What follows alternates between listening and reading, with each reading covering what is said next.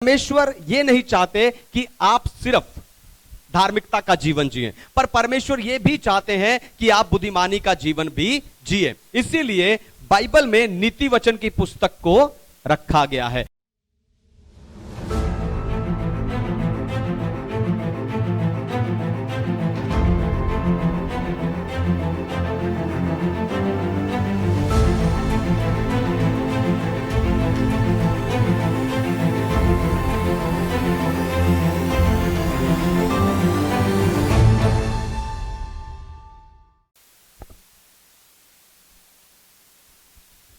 Hallelujah. तो आए आज के वचन में चलें और पवित्र शास्त्र बाइबल से आज का संदेश सुने। आज का संदेश है आत्मिक निर्णय। आज का संदेश है आत्मिक निर्णय।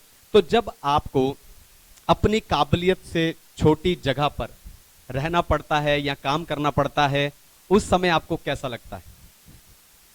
आप उससे ज्यादा के काबिल होते हो, लेकिन आपको वहां रहना पड़ता है।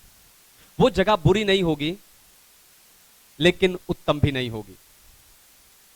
वो स्थान बुरा नहीं होगा, लेकिन उत्तम भी नहीं होगा। चीजें इतनी अच्छी नहीं होंगी, लेकिन उतनी अच्छी भी नहीं होंगी जितनी अच्छी होनी चाहिए। तो जब आपकी काबिलियत और आपका स्थान मैच नहीं करता, तब आप क्या करते हो? आप ये सोचकर समझौता कर लेते हो कि इंसान को मेहनत करनी ही पड़ती है। पर बाइबल बताती है कि सिर्फ या खाली मेहनत भी काम नहीं आती, क्योंकि मेहनत भी तभी काम करती है जब आप सही चीज पर मेहनत करते हो। हालेलुया। दोबारा सुनिए, ध्यान सुनिए, मेहनत भी तभी काम करती है जब आप सही चीज पर मेहनत करते हो। यही कारण है कि कई बार कड़ी मेहनत करने के बाद भी आप चीजों को सही नहीं कर पाते। आप अपने कैरियर को बनाने के लिए मेहनत करते हो, लेकिन आपकी मेहनत काम नहीं करती। आप रिश्तों को सुधारने के लिए मेहनत करते हो, लेकिन आपकी मेहनत काम नहीं करती। आप है ना, आत्मिक जीवन में बढ़ने के लिए मेहनत करते हो, लेकिन आपकी मेहनत काम नहीं करती, क्योंकि चीजें हार्ड वर्क से नहीं, यानी कड़ी मेहनत से नहीं, पर हायर वर्किंग से, यानी उच्च स्तर पर काम करने से बदलती हैं। हालेलुया।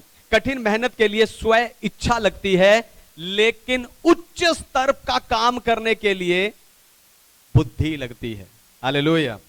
आपको बताऊं, याकूब 3 अध्याय में 2 तरह की बुद्धि के बारे में बताता है। एक संसारिक बुद्धि और दूसरी स्वर्गीय बुद्धि। संसारिक बुद्धि वो बुद्धि होती है जिसे आप दूसरों के अनुभव से प्राप्त करते हो, और उसमें परमेश्वर का कोई हिस्सा, कोई हाथ, कोई योगदान नहीं होता। यानी संसारिक बुद्धि को आप दूसरों को देखकर, सुनकर और उनके अनुभव से, आप उनको पढ़कर आप क्या करते हो? उस बुद्धि को प्राप्त करते हो, है ना। पर यह बुद्धि थोड़े समय के लिए काम करती है। यह बुद्धि थोड़े ही समय के लिए काम करती है। जब लोग आपको, आपकी परेशानी को देखकर आपको सलाह देते हैं, आप ऐसे करके देख लो, और आप करते हो और वो हो भी जाता है, लेकिन इसका अर्थ यह नहीं है कि वो बुद्धि हमेशा के लिए है, या वही बुद्धि सही बुद्धि है। इसीलिए आपको संसारिक बुद्धि से स्वर्गीय बुद्धि की ओर बढ़ने की जरूरत है। तो स्वर्गीय बुद्धि क्या है?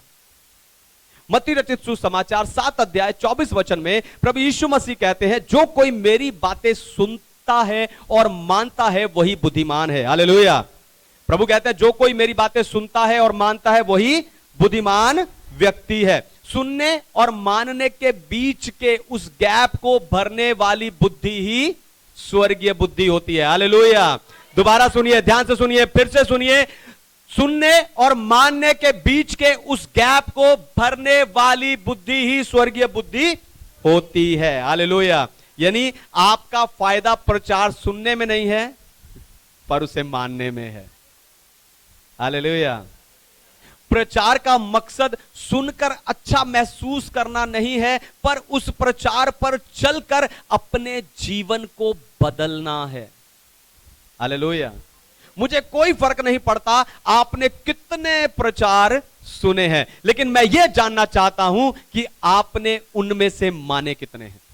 मुझे कोई फर्क नहीं पड़ता आपने कितने प्रचार लिखकर नोट्स बनाए हैं, लेकिन मैं ये जानना चाहता हूं कि आप उनमें से चलते कितनों पर हो। हालेलुया, हालेलुया, हालेलुया, है ना। इसीलिए आज मैं आपको स्वर्गीय बुद्धि से आत्मिक निर्णय लेने के लिए उत्साहित करने जा रहा हूं। लेकिन उससे पहले मैं चाहता हूं दुनिया भर से जितने विश्वासी स्पिरिचुअल पैशन असेंबली यानी आत्मिक उत्साह की सभा के संदेश को सुनते, हम जोरदार ताली से उनका स्वागत करें।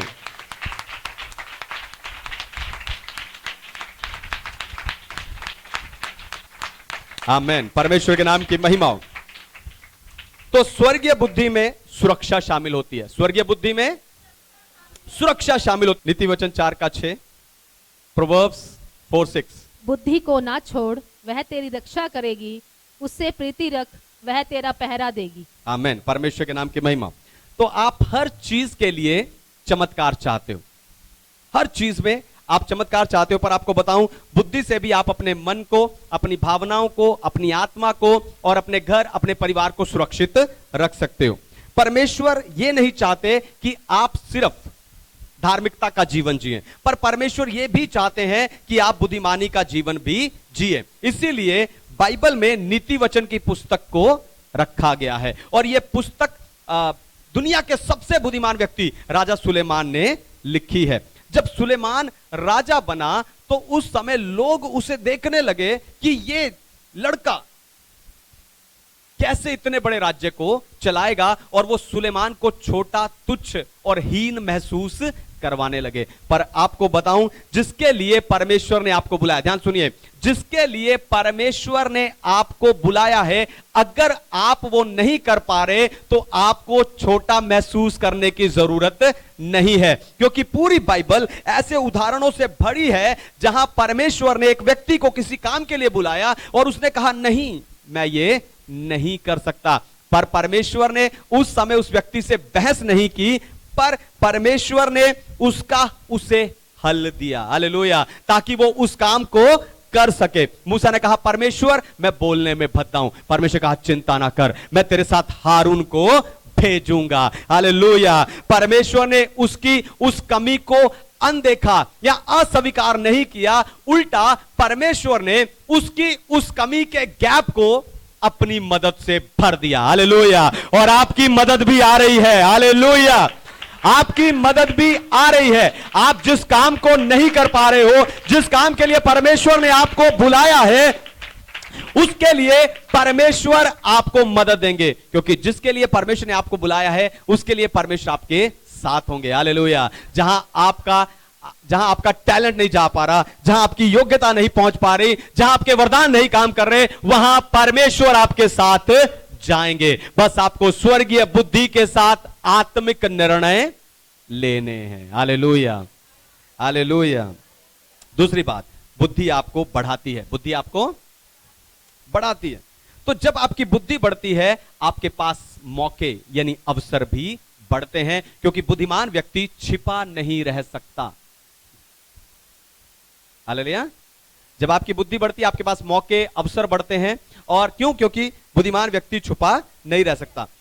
पर बढ़ोतरी सुनकर हमारे मन में एक राजा की तरह जीवन जीने की तस्वीर सामने आती है। पर आपको बताऊं, बाइबल में राजा के अलावा भी एक व्यक्ति के बारे में लिखा है, राजा को बनाने वाला। और राजा से ज्यादा बुद्धिमान राजा को बनाने वाला होता है। हालेलुया, एस्तर रानी बनी, लेकिन उसे रानी बनाने वाला मोर्दकई था। हालेलुया, एस्तर की पुस्तक बाइबल में नहीं होती अगर मोर्दकई नहीं होता। हालेलुया, तो सुलेमान अपनी रोज की आराधना प्रार्थना करके सो गया, और जब वो लेटकर सो गया, परमेश्वर ने सपने में आकर उससे कहा कि जो कुछ तू चाहता है मैं तुझे दूं, वो मांग। और सुलेमान ने परमेश्वर से बुद्धि मांगी। परमेश्वर ने उसके इस निवेदन पर भरोसा किया। पता क्यों? क्योंकि सुलेमान ने अपने आप को बड़ा नहीं दिखाया था। उसने ये नहीं कहा कि हाँ परमेश्वर तूने मुझे चुना है, इतना बड़ा राज्य मुझे दिया है, मुझे ये सिंहासन दिया है, तेरा अनुग्रह मुझ पर हुआ। नहीं, उसने कहा परमेश्वर मेरे पिता पर तेरा अनुग्रह होने के कारण, है ना, ये अनुग्रह मुझ पर हुआ है। ये सिंहासन मुझे मेरी योग्यता से नहीं मिला, पर मेरे पिता के कारण मुझे मिला है ना। उसने कहा यहां जिस पोजीशन पर, जिस पदवी पर मैं हूं, यह मेरे कारण नहीं है, पर इस कारण है क्योंकि मेरा पिता भला और अच्छा है। हालेलुया। इस कारण परमेश्वर ने सुलेमान को ना सिर्फ बुद्धि दी, पर वो सब कुछ भी दिया जो उसने मांगा नहीं था। आपको बताऊं, सुलेमान के जैसा उसके समय में कोई भी धनी और आदर वाला व्यक्ति नहीं हुआ। Hallelujah, hallelujah. सुलेमान अपने दुनियावी पिता की बात कर रहा है, लेकिन आपकी गवाही, ध्यान से सुनिए, सुलेमान अपने दुनियावी पिता की बात कर रहा है, लेकिन आपकी गवाही आपके स्वर्गीय पिता के कारण और आत्मिक पिता के कारण है। हालेलुया। आप जहां हैं वहां इसलिए है क्योंकि आपका स्वर्गीय पिता और आत्मिक पिता भला है। हालेलुया। अब हो सकता है कि आप में से कोई कहे कि मेरी तो सारी आशीष, सारी तरक्की, सारी बढ़ोतरी परमेश्वर से है। पर आपको बताऊं, आपकी जिस आशीष के आगे परमेश्वर खड़ा है, उसी आशीष के पीछे मैं खड़ा हूं, क्योंकि आपको बुद्धि देने के लिए परमेश्वर ने मुझे रखा है, ताकि आप सुने और आत्मिक निर्णय लें। Hallelujah, hallelujah. बुद्धि आपको बनाकर रखेगी। तीसरी बात, बुद्धि आपको बनाकर रखेगी। पढ़िए सपोपदेशक की पुस्तक अध्याय 10 वचन 10।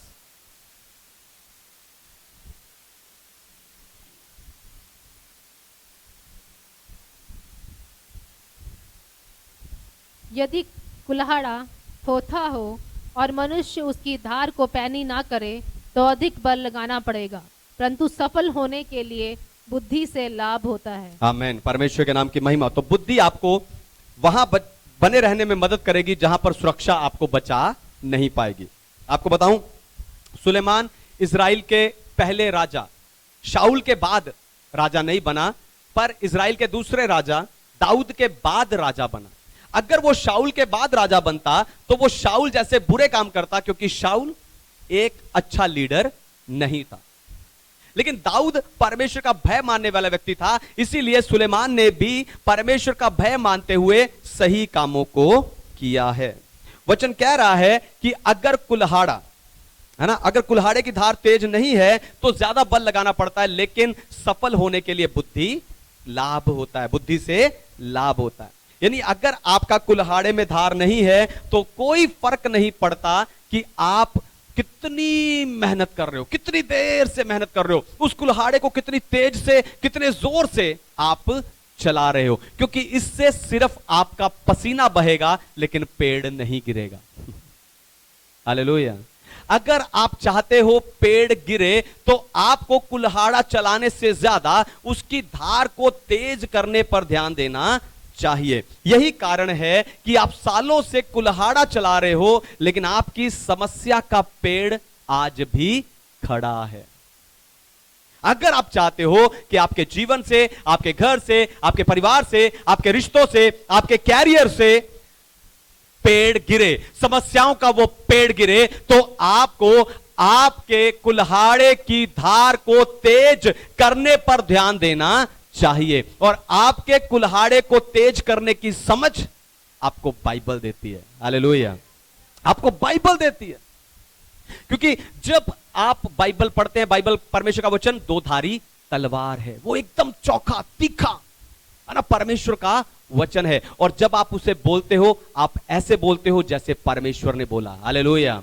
बाइबल परमेश्वर के बोले हुए वचन है, और जब परमेश्वर के बोले हुए वचन आप बोलते हो, सोचो परमेश्वर की बात ही आपके मुंह से निकलती है, और जब परमेश्वर की बात ही आपके मुंह से निकलेगी तो वो वैसे ही आपके लिए काम करेगी जैसे उसने बाइबल के बाकी लोगों के लिए किया है। हालेलुया। जो दानियल के लिए किया, जो सुलेमान के लिए किया, जो दाऊद के लिए किया, जो यशायाह के लिए किया, वो परमेश्वर आपके लिए भी करेगा। हालेलुया। इसलिए अपने कुल्हाड़े को तेज करने की जरूरत है। हालेलुया। चौथी और आखिरी बात, बुद्धि आपको समृद्ध बनाती है। बुद्धि आपको समृद्ध बनाती है। पढ़िए नीति वचन की पुस्तक अध्याय 3 वचन 13 से 16, प्रोवर्ब्स चैप्टर 3 वर्स 13 to 16। क्या ही धन्य है वह मनुष्य जो बुद्धि पाए, और वह मनुष्य जो समझ प्राप्त करे, क्योंकि बुद्धि की प्राप्ति चांदी की प्राप्ति से बड़ी, और उसका लाभ चोखे सोने के लाभ से भी उत्तम है। वह मूंगे से अधिक अनमोल है, और जितनी वस्तुओं की तू लालसा करता है उनमें से कोई भी उसके तुल्य न ठहरेगी।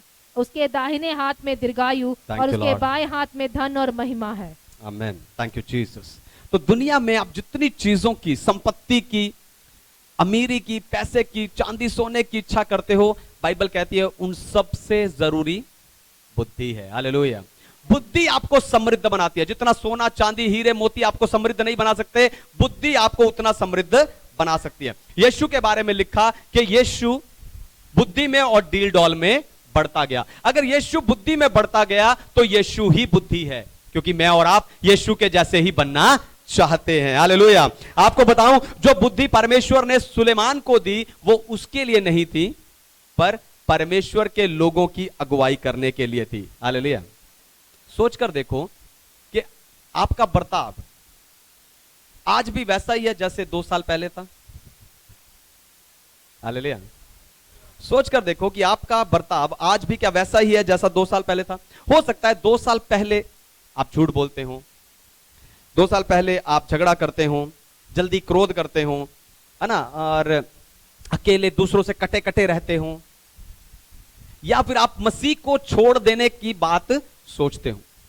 पर क्या आज 2 साल बाद भी, आत्मिक उत्साह की सभा में जुड़ने के बाद भी, क्या वचन को गहराई से सीखने के बाद भी आप ऐसा ही सोचते हो? तो आपको बता दूं, इसका असर आप पर नहीं, आपके साथ जुड़े सैकड़ों लोगों पर भी होता है। हालेलुया। इसका असर आप पर ही नहीं, आपके साथ जुड़े सैकड़ों लोगों पर होता है।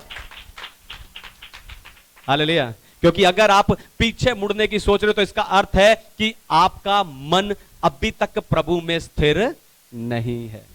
हालेलुया। इसका अर्थ है कि आपका मन अभी तक प्रभु में स्थिर नहीं है।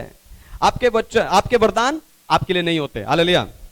आपके वरदान आपके लिए नहीं होते। आपका अभिषेक भी आपके लिए नहीं होता। क्यों? क्योंकि कोई पेड़ अपना फल खुद नहीं खाता। हालेलुया। आपके वरदान आपके नहीं है, आपका अभिषेक आपके लिए नहीं है, पर बुद्धि आपके लिए है। हालेलुया। वरदान आपके लिए नहीं है, अभिषेक आपके लिए नहीं, लेकिन बुद्धि आपके लिए है। अब हो सकता है कि आप में से कोई कहे कि मैं बुद्धि कहां से लूं? तो नीति वचन 4:7 कहता है कि बुद्धि को खोजने का, प्राप्त करने का यत्न कर। यानी आपको बुद्धि खुद से, अपने आप से कोशिश करके, यत्न करके खुद प्राप्त करनी है। हालेलुया। अब हो सकता है कि आप में से कोई कहे कि मुझे बुद्धि कहां प्राप्त करने की जरूरत है? जहां आपको बुद्धि की घटी है। हालेलुया। आपको बुद्धि वहीं प्राप्त करने की जरूरत है जहां आपको बुद्धि की घटी है। अब हो सकता है कुछ बुद्धिमान लोग कहें कि मुझे कैसे पता चलेगा कि मेरे जीवन के किस हिस्से में बुद्धि की घटी है? ध्यान से सुनिए। जिस हिस्से में आपको दबाव महसूस होता है, हालेलुया, जीवन के जिस हिस्से में आपको दबाव महसूस होता है, जीवन के जिस हिस्से को आप संभाल नहीं पा रहे, जीवन के जिस हिस्से में बिना कारण तकलीफ होती है, वहीं पर आपके जीवन में बुद्धि की घटी है और आपको प्राप्त करने की जरूरत है। उससे भी आसान शब्दों में बताऊं तो जहां आप सिर्फ मैं करते हो, मैं, मेरा घर, मेरा जीवन, मेरा परिवार, मेरे बच्चे, मेरी मम्मी, मेरा मामा, जहां आप सिर्फ मैं करते हो। मैं चंगा क्यों नहीं हुआ, मेरा घर, मेरा परिवार क्यों नहीं बढ़ रहा, मैं क्यों नहीं छूट रहा, मेरा परिवार क्यों नहीं तरक्की कर रहा, मेरी शादी क्यों नहीं हो रही।